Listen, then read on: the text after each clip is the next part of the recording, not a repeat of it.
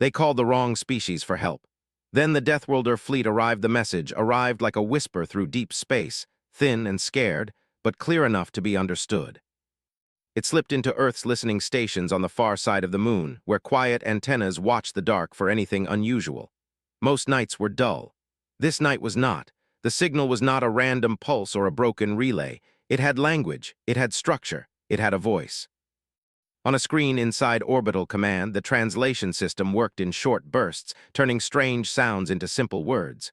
The first line made the room go still. "We request aid. Our worlds are falling." Admiral Daniel Brooks stood with his hands behind his back and his jaw tight. He had been in enough meetings to know how people reacted to fear. They argued, they froze, they waited for someone else to move first. But this was different. This was a voice from outside the human story, asking for help like a drowning person calling into the night. Around him, officers and analysts leaned closer, reading the lines as they formed. The sender named itself the Velari Conquered. The enemy was the Karth Dominion. The message included star maps, casualty reports, and images of burned cities under a pale sky. The pictures were sharp enough to see shadows of tall buildings broken like snapped bones. Captain Ethan Cole watched from the side of the room, quiet as usual. He was not the kind of man who filled silence with talk. He let the facts settle first. Commander Ava Mitchell, standing near the tactical display, spoke softly. "It doesn't read like a trap. The panic is real." Noah Carter, the intelligence officer, shook his head once. "If it is a trap, it's the best acting I've ever seen, and they sent a lot of data, too much for a simple lure." Admiral Brooks nodded but did not relax. "We don't know who they are, we don't know what they want from us after the fighting stops, but we do know one thing." He pointed to a line in the report. "They're losing fast." The war was not a small border clash. The Velari had lost outer colonies, then inner trade systems, then defense stations built to last for centuries. The Karth moved like a storm front, sweeping aside fleets that tried to hold a line. They were not just strong, they were organized. They hit supply routes, shipyards, and communication hubs. They did not rush. They cut the bones first. Earth had watched the stars for a long time and found only silence. Now silence had cracked, and the first voice was begging. The next day, the United Nations Global Council met in a secure chamber beneath the Atlantic, with leaders and advisors gathered around a long, oval table. Hollow screens filled the air with glowing maps and translated phrases. Some people looked excited. Others looked like they had not slept. President Olivia Grant sat at the center. She listened to the briefings without interrupting. Her face stayed calm, but her eyes moved often, reading everything, measuring every person in the room. A diplomat argued that Earth should respond with caution. "We do not know their laws, their politics, their motives." A defense minister answered with a sharper voice. "We know their enemy is expanding. If the Karth win, they will not stop at the Velari border. Space does not have oceans. There's no safe distance." A scientist added, "Their files classify Earth as a death world. They seem afraid of us." That made a few people laugh, but it was a small laugh, uneasy and short. Olivia Grant did not laugh. She tapped the table and the room quieted. "Fear isn't respect," she said, "and it isn't friendship." Admiral Brooks stood and spoke with steady control. "We can send a probe. We can send a message, but if we wait too long, there may be no one left to answer us. They called because they are desperate." Olivia looked down at the images again. A ruined city, smoke, a line of refugees moving across gray land. She took a slow breath. "We won't ignore it," she said, "but we won't rush in blind either. We will send a fleet that can defend itself and gather facts. If there is a chance to save lives, we take it. If there is a threat, we meet it with open eyes." The decision spread across Earth within hours. Some people cheered, some worried. Many simply stared at the sky in silence, as if expecting to see alien ships appear like ghosts. The fleet was assembled in orbit above Earth, not as a show of pride, but as a hard tool built for a hard job. The ships were older designs, thick-bodied, and ugly in a way that engineers respected. Their hull plates were layered, their engines oversized, and their systems easy to repair in the field. Captain Ethan Cole was given command. He accepted without celebration. He stood in front of his crew on the main deck and spoke in plain words. "We are going to meet strangers," he said. "We are going to a war we did not start. We will protect each other. We will protect civilians when we can. We will not assume anyone is our friend just because they asked for help, and we will not assume anyone is our enemy just because they look different. Ava Mitchell stood beside him, arms folded, watching faces. She was known for seeing patterns others missed. Lucas Bennett, the tactical specialist, checked weapon readiness with quiet focus. Grace Harper, the lead engineer, walked the corridors with a tablet in hand, hunting small problems before they grew. Noah Carter kept his questions to himself, which was the one habit that made people nervous. When the fleet left Earth's orbit, it did not feel like a movie moment. There were no crowds in space, no flags waving in vacuum. There was only the vibration of engines and the long pull into the dark. In a private channel, Olivia Grant spoke to Ethan Cole one last time. "Bring them home," she said. "Bring back answers, and don't let anyone push you into a war you can't finish." Ethan nodded. "Understood, Madam President." Then the line went quiet, and Earth became a small blue point behind them. The jump through deep space took days, with the fleet moving through mapped corridors of safe travel the Velari had provided. As they closed in, the stars changed. The sky grew busy with distant traffic signals and scattered distress beacons. Ethan could feel the war before he saw it, like smoke in the air.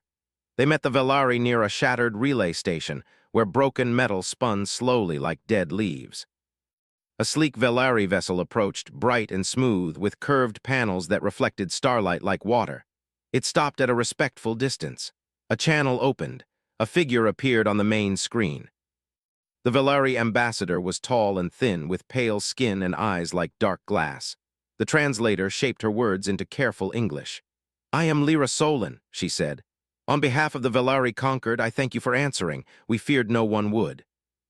Ethan Cole stood straight, hands at his sides.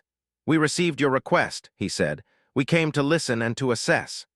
Lyra's gaze moved, taking in the human bridge, the uniforms, the hard angles of consoles.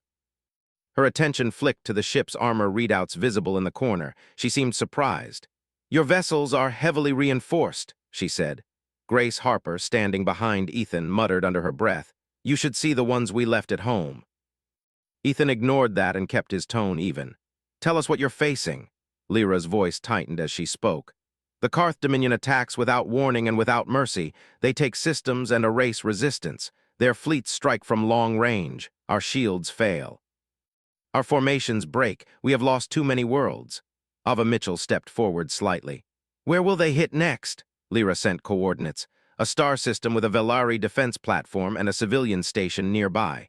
It was a narrow passage between trade routes. If it fell, the Karth could move straight toward the Velari inner worlds. "Our scouts report a Karth advance group," Lyra said. "They will arrive within 2 days."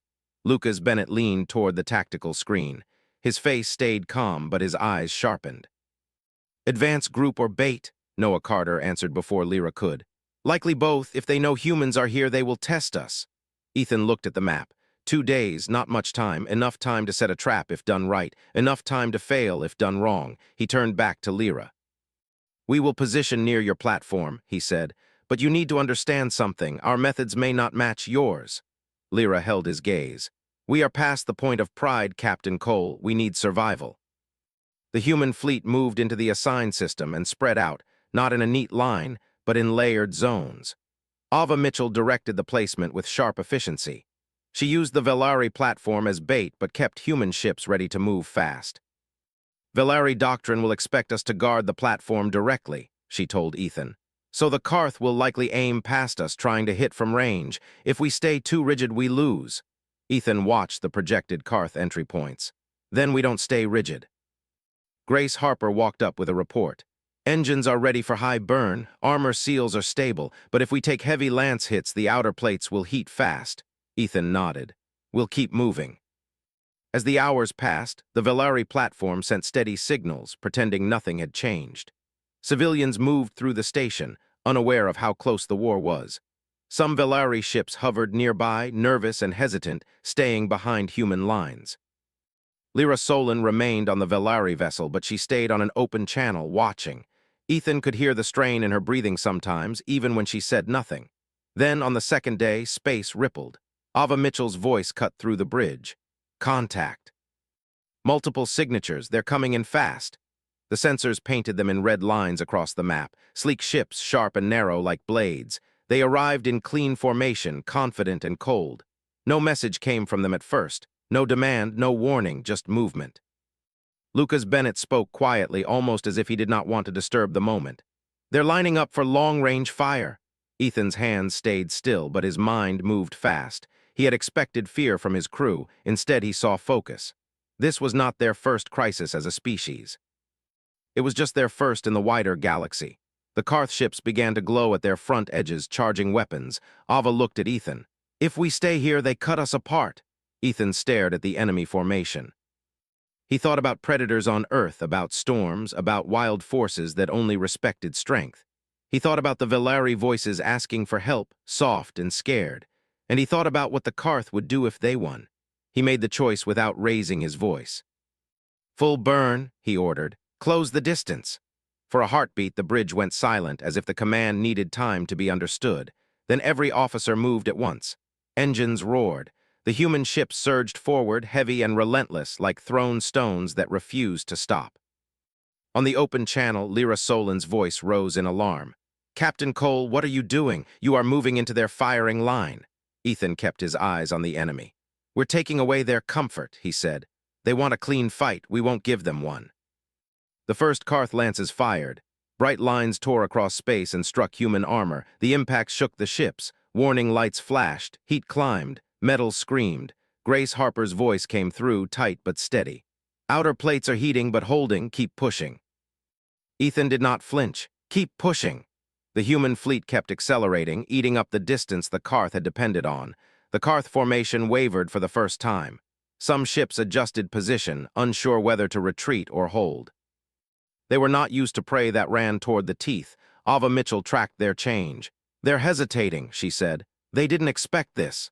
Lucas Bennett's fingers danced over controls. Weapons ready. Give me 10 seconds and I can make them regret it. Ethan watched the distance counter drop. The Karth ships were larger up close, more real, more dangerous. He could almost imagine the enemy bridge crews staring back, trying to understand why humans would charge into fire. Hold until we're in range, he said. Then hit the center. The seconds stretched thin. Lyra Solin whispered on the channel, her voice small with fear and awe. They called the wrong species for help, she said almost to herself, as if repeating a mistake. Ethan heard her and his tone stayed calm. No, he replied. They called the species that doesn't know how to quit. The distance fell into the kill zone. Lucas Bennett looked up. Range. Ethan gave one short nod. Fire.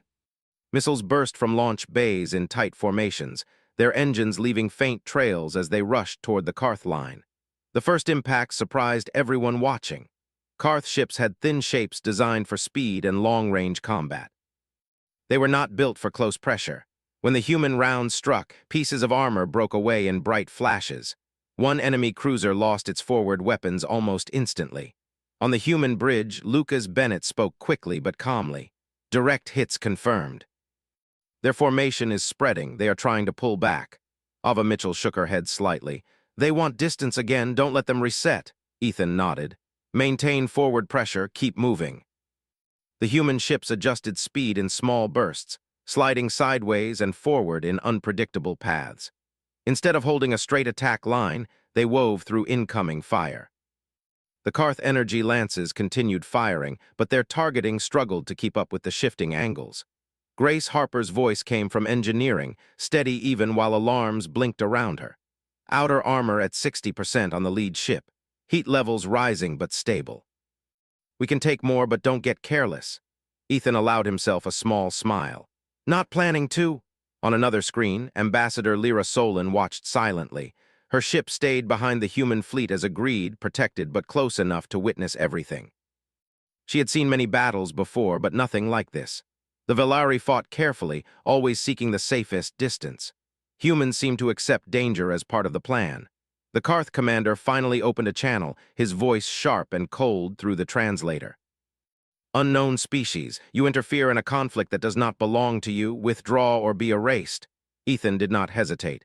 You attacked civilians, he said simply. That makes it our business. The channel closed without reply. Enemy ships began to regroup, shifting into a wider circle meant to trap the advancing humans. Ava noticed it first. They're trying to surround us, she said. Classic containment maneuver. Lucas leaned closer to his screen. If they finish that formation, they'll cut our movement options. Ethan studied the map for 1 second longer, then spoke. Break into pairs, split their attention, we stay aggressive. Orders spread across the fleet. Human ships separated smoothly, each pair moving like a single unit. One drew fire while the other attacked from a new angle. The Karth struggled to predict the pattern because there was no single pattern. Missiles exploded among the enemy ships, forcing them to scatter. One Karth vessel turned sharply, exposing its side armor. A human cruiser fired a rail cannon burst that pierced through it from end to end. The ship drifted apart slowly, glowing from within before going dark. The Veleri observers gasped over open channels. Lyra's voice reached Ethan again. Your fleet fights like predators, you do not hesitate even when damaged. Ethan answered without looking away from the battle. On Earth, hesitation gets you killed. Another blast struck his ship, shaking the bridge. Lights flickered and a warning tone echoed through the room. Grace reported quickly, forward plates breached but secondary armor holding, no decompression. Good work, Ethan said. Keep us alive. The Karth commander changed tactics. Instead of focusing on the human fleet, several enemy ships accelerated toward the Veleri platform and civilian station behind them. Ava's voice sharpened. They're going for the civilians. Ethan's eyes hardened. All ships intercept. Human vessels surged forward again, engines burning hard. Fighters launched from carrier bays, small and fast, racing ahead to block the incoming Karth ships. The pilots flew close enough to draw fire away from the station.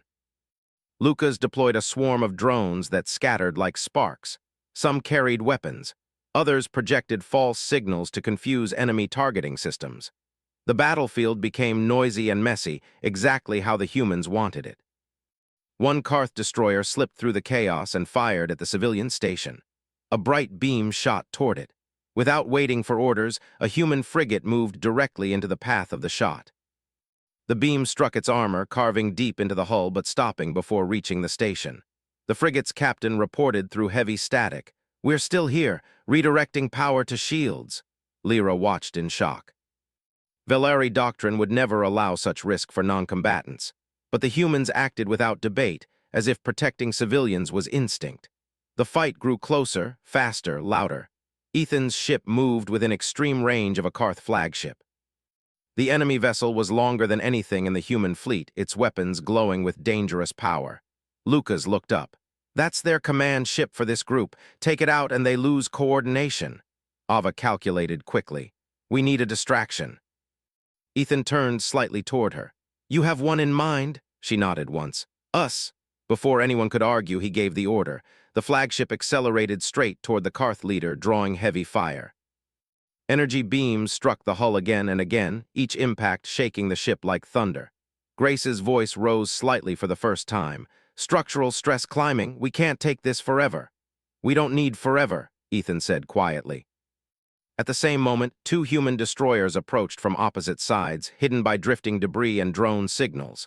They opened fire together, hitting weak points Ava had predicted. The Karth flagship staggered under the assault. Its weapons flickered. Lucas grinned slightly. Now, a concentrated missile barrage launched from Ethan's ship and struck the exposed section. The explosion tore through the flagship's core, sending waves of light across space. When the brightness faded, the Karth formation broke apart. Ships lost coordination and began retreating in scattered directions. Cheers rose briefly on the bridge but stopped when Ethan raised a hand. Stay focused, he said. They're not done. And they were not. One damaged Karth cruiser turned suddenly and accelerated toward a human destroyer that had taken heavy damage earlier. Its weapons charged for a final shot. Without hesitation, Grace Harper rerouted power through the flagship's engines. Boosting thrust, she said. This will hurt the drives, Ethan nodded. Do it. The ship surged forward, placing itself between the enemy cruiser and the wounded destroyer. Human guns fired at close range, tearing the cruiser apart seconds before it could fire. Silence followed for a moment, broken only by static and distant explosions. The remaining Karth ships retreated fully, jumping into hyperspace one by one. The battlefield slowly grew quiet. Debris floated between the stars. Fires burned along damaged hulls. Rescue teams launched to collect survivors. Lyra Solon opened a channel again, her voice filled with wonder and disbelief. You drove them away with so few ships. Ethan exhaled slowly, feeling the tension leave his shoulders. This was only an advance group. he said. They were testing us. They will return, she said. Yes, he agreed. And next time they won't underestimate us. Medical teams moved through the fleet, helping injured crew members. Some ships required immediate repairs, their armor scarred and broken, but still holding. Grace walked through engineering corridors, checking every system personally, refusing rest until she was sure the ship would survive another fight. Ava studied battle recordings with Noah Carter. He pointed out patterns in Karth movement, suggesting weaknesses they could exploit in future engagements. They rely on control from a central command, he said. Take that away and they lose confidence. Ava nodded slowly. Then we keep targeting leadership. Hours later, Ethan stood alone for a moment on the observation deck, looking out at the damaged fleet and the distant stars. He knew this victory would change things. Humanity had stepped into galactic war, and there would be no turning back now. Lyra joined him quietly.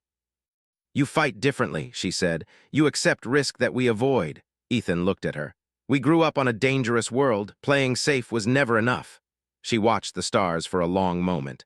Our people called for help, hoping for salvation. I think we may have called for something more dangerous. Ethan gave a small, tired smile. Maybe, but we don't abandon friends once we show up. She nodded slowly, understanding more than before. Behind them, human ships prepared for the next phase, repairing damage, rearming weapons, and sharing battle data across the fleet. The first clash had ended, but it felt like only the beginning. Far away in Karth territory, surviving ships reported back to their commanders. They described a species that moved toward danger instead of away from it, a species that fought like storms. And for the first time, the Karth Dominion began to reconsider their enemy. They had expected prey. Instead, they had found Deathworlders. The days after the first battle passed quickly, but none of them felt slow to the people inside the human fleet. Damage reports came in from every ship. Some were minor, others serious, but none were beyond repair. Engineers worked without stopping, moving through metal corridors with tools in hand and tired eyes that refused to close. Grace Harper stood in engineering, surrounded by the hum of machines and the smell of heated circuits. She checked each system herself, even when junior engineers told her it was unnecessary. She trusted her team, but she trusted her own eyes more. Drive output stable, one technician said. Grace nodded. Push it to 80% and monitor vibration levels. If we jump again soon, I want no surprises. Above her, the engines pulsed like a slow heartbeat. On the bridge, Captain Ethan Cole watched new data arrive from Veleri scouts. The Karth Dominion had not retreated far. They had regrouped deeper inside the sector, gathering more ships.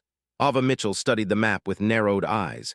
They're building a larger force. This wasn't just a test. They're preparing a counterattack. Noah Carter crossed his arms. And now they know how we fight.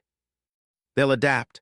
Lucas Bennett leaned back slightly, thoughtful but calm. Good. That means they're nervous. Ethan turned toward the screen showing Veleri Prime, the next major target in the enemy's path. A peaceful world with large cities and open oceans. If the Karth reached it, millions would suffer. We can't wait for them to come to us, Ethan said, but we also can't rush into a trap. A message arrived from Earth at that moment, priority level high. The image of Admiral Daniel Brooks appeared, his expression serious but steady. You did well, Brooks said. Word of your battle has spread across allied governments. Earth is sending reinforcements, not just one fleet, several. Ava raised an eyebrow slightly. That fast? Brooks nodded. Shipyards have been working non-stop. People back home saw what happened. They understand this is bigger than one fight. Ethan felt a quiet weight lift from his chest. Reinforcements meant options. It also meant humanity was fully committed now. Brooks continued. Intelligence indicates the Karth Dominion is mobilizing a major strike force aimed at Veleri Prime. Your mission is to delay and gather data until the main fleet arrives. Ethan gave a firm nod. Understood. When the channel closed, the bridge felt different. Less like a small expedition, and more like the front line of something larger.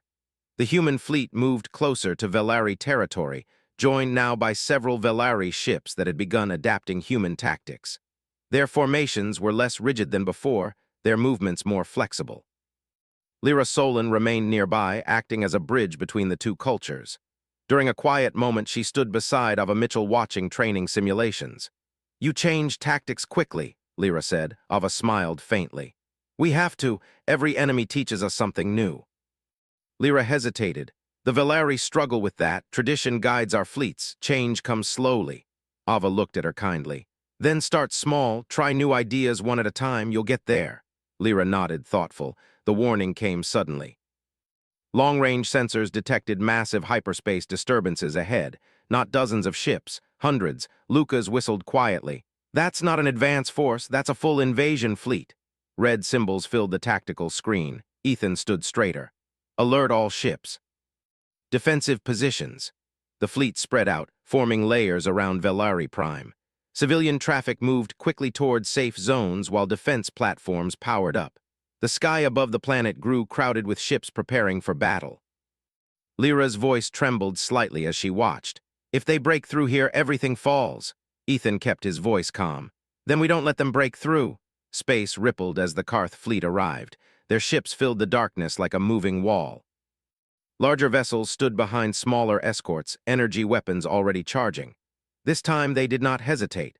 The first volley fired instantly, beams of light striking toward the human lines. Explosions flashed across shields. Several Veleri ships pulled back instinctively, but human ships moved forward to intercept. Ava gave orders rapidly, shifting ships into angles that reduced incoming damage. "Keep moving," she said. "Don't hold still." Lucas launched waves of drones again, but the Karth had learned. Their weapons targeted the decoys faster, destroying many before they could confuse sensors. "They adapted," Lucas said. Noah watched enemy communication signals. "Their coordination is tighter now." "New command protocols," Ethan nodded. "Then we adapt faster." The battle intensified quickly. Fighters launched in swarms, weaving through laser fire and missile trails. One human carrier released hundreds of small craft that spread across the battlefield like sparks from a fire.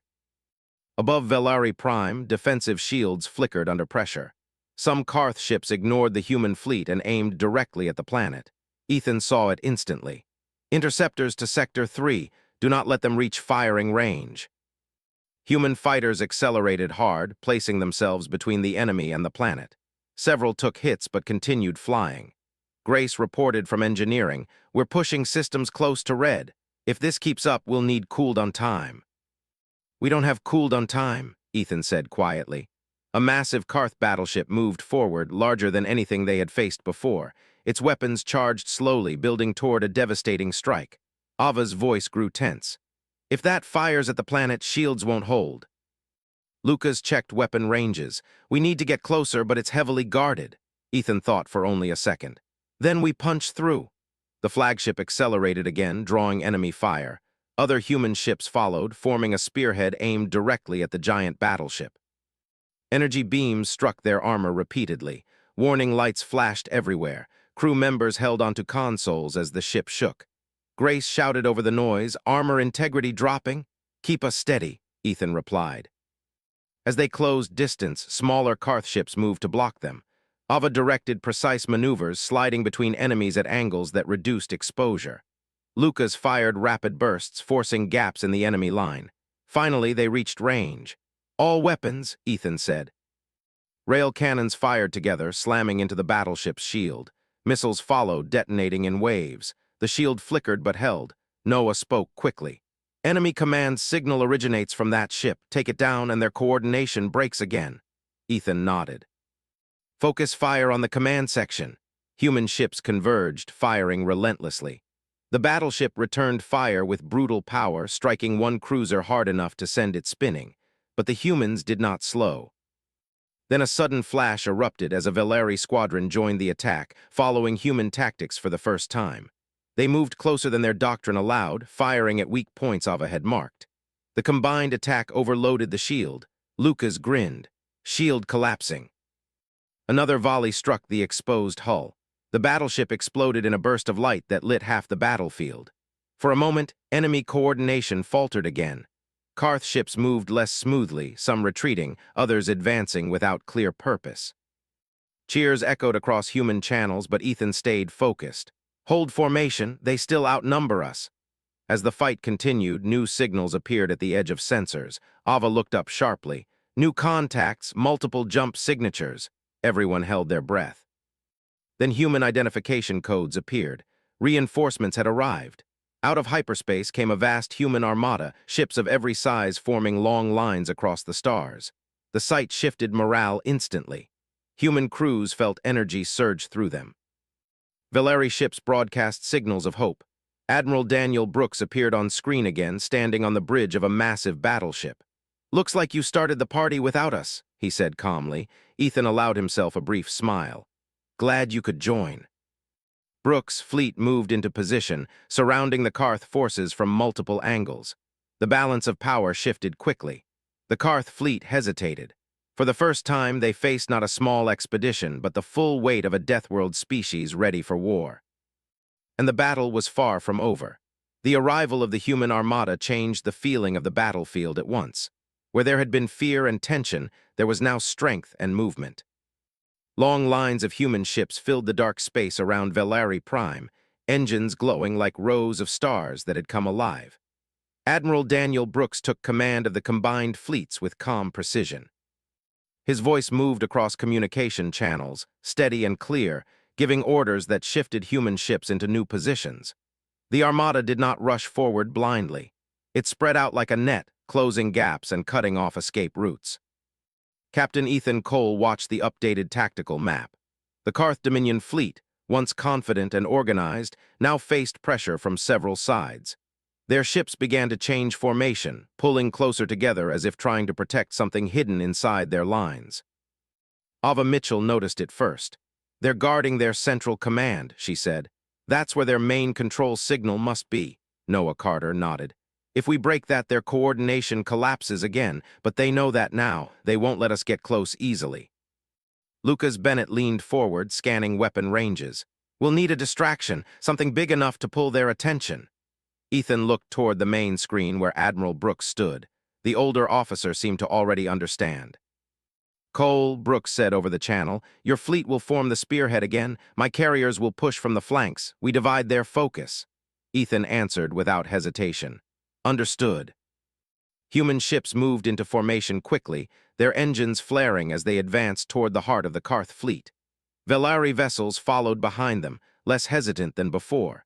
They had learned from the humans and now fought with greater courage. The Karth opened fire immediately. Energy lances crossed the battlefield in bright lines, striking shields and armor. Explosions flashed everywhere, turning the dark into sudden bursts of light. Grace Harper's voice came through engineering. "Hull temperature rising again." "We can hold, but not forever." Ethan kept his eyes forward. "Just long enough." The spearhead pushed deeper, drawing enemy fire away from the flanks where Admiral Brooks' ships began their attack. Human fighters moved in waves, targeting weapon systems and engines instead of trying to destroy every ship. Lyra Solon watched from her vessel, amazed at how quickly human strategy changed mid-battle. They did not fight like a single rigid army. They moved like a living thing, adjusting constantly. The Karth fleet attempted to regroup, but the pressure from multiple directions made it difficult. Some ships broke formation, exposing weak points. Lucas smiled slightly. "There it is, gap opening at Sector 7. Ava gave immediate orders. "All ships in range, concentrate fire." Rail cannon bursts tore through the opening, striking a large Karth command cruiser hidden behind escorts. Its shields flickered as explosions shook its hull. Enemy ships rushed to protect it, but human carriers launched fresh fighter squadrons that blocked their path. Ethan's flagship moved closer, ignoring warning alarms as enemy fire struck repeatedly. Grace reported quickly, "Secondary armor layers engaged." "We're losing outer plating." "We only need one good shot," Ethan replied. Noah watched communication signals. "Command signal strength dropping, keep pressure on them." A sudden flash erupted as one of Admiral Brooks' dreadnoughts fired a massive salvo from the flank. The blast struck the command cruiser's shields from an unexpected angle. The shields failed. Lucas did not wait. "Firing!" The flagship's main guns unleashed a concentrated barrage. The command cruiser shuddered, then exploded in a bright wave of light that rippled through nearby ships. Immediately, Karth coordination broke down. Some vessels retreated. Others charged forward without clear direction. A few fired wildly, hitting allies by mistake. "Now," Brooks ordered, "press the advantage." Human ships advanced together, driving the enemy back step by step. Valeri ships joined fully, their earlier caution replaced by fierce determination. Above Velari Prime, the sky filled with wreckage drifting slowly away from the battle. The Karth fleet began to withdraw, but Brooks blocked their main escape path with heavy cruisers. Ethan watched the map carefully. "They're running." Noah tilted his head slightly.